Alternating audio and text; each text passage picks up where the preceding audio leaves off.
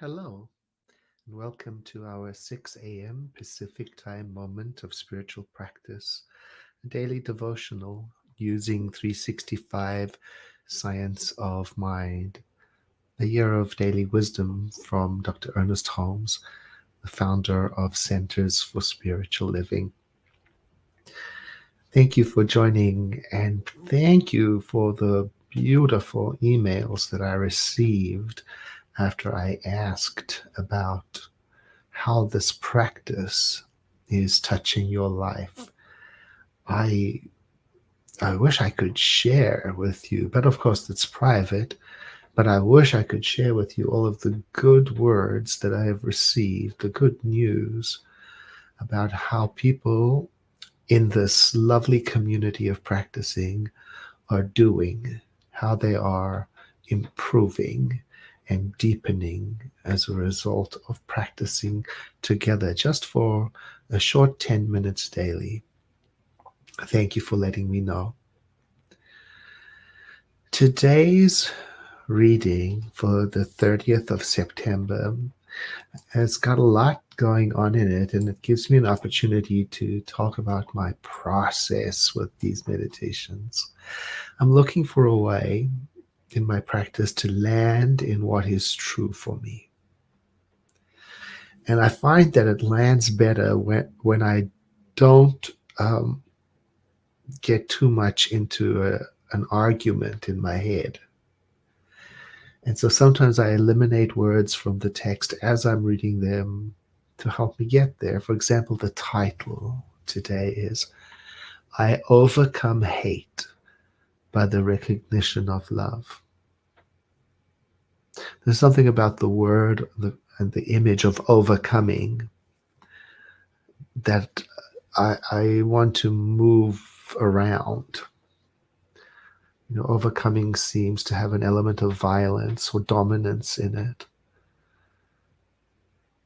So I'm thinking of I would rewrite this for me saying, I recognize love. And when I thought about this morning, I thought to myself, I wonder how you would rewrite the text if you did. Maybe you don't feel it needs it, but I wonder how you would rewrite it if you did. How would the ideas in this text come to life for you?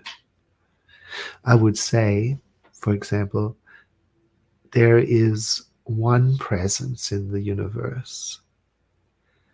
Then I would drop the since it is, then it must. I would just drop the argument because I'm already convinced. So I would say, there is one presence in the universe. It is in and through everything, and it is in me. This presence shows itself, reveals itself in everything, in all forms, in all people, in all situations. The presence is life itself, and its nature is love, and love cannot and does not act against itself.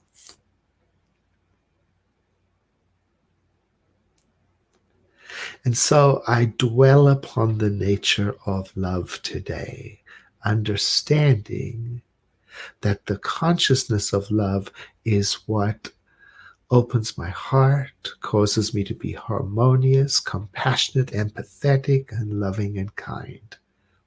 That's how I would say it. I wonder how you would say it.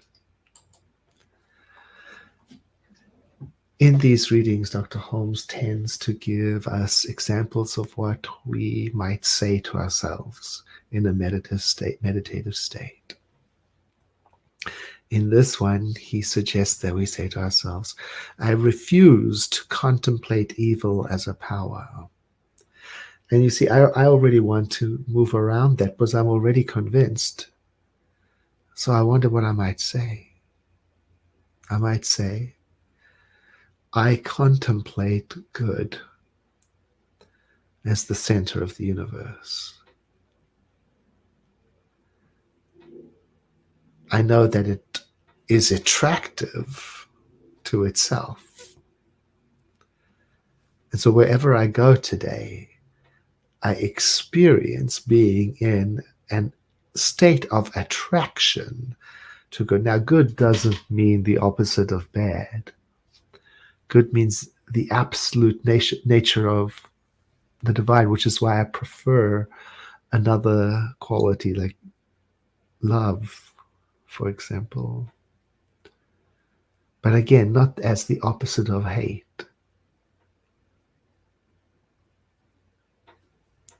And then he suggests we say, I turn the searchlight of truth upon every apparent evil in my experience. The words are jarring to me. I turn the searchlight of truth upon everything in my life, and this light reveals the true nature of everything. And so my experience today is that of being in the presence of the living Spirit. And it makes the way clear before me, and it guides me into ever widening experiences of living. And my every thought and my every act is an expression of the living Spirit that dwells within me. So I invite you to breathe in with me for a moment. And as you exhale, think with me, how would you express in your own words your relationship to the living Spirit?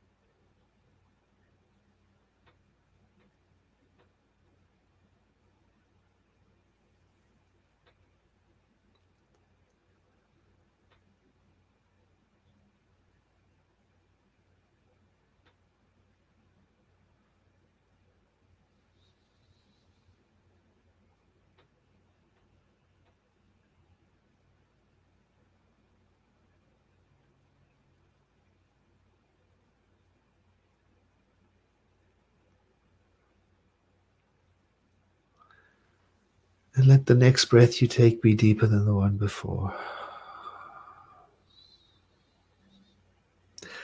I'm aware that sometimes sitting without words at all is equally powerful.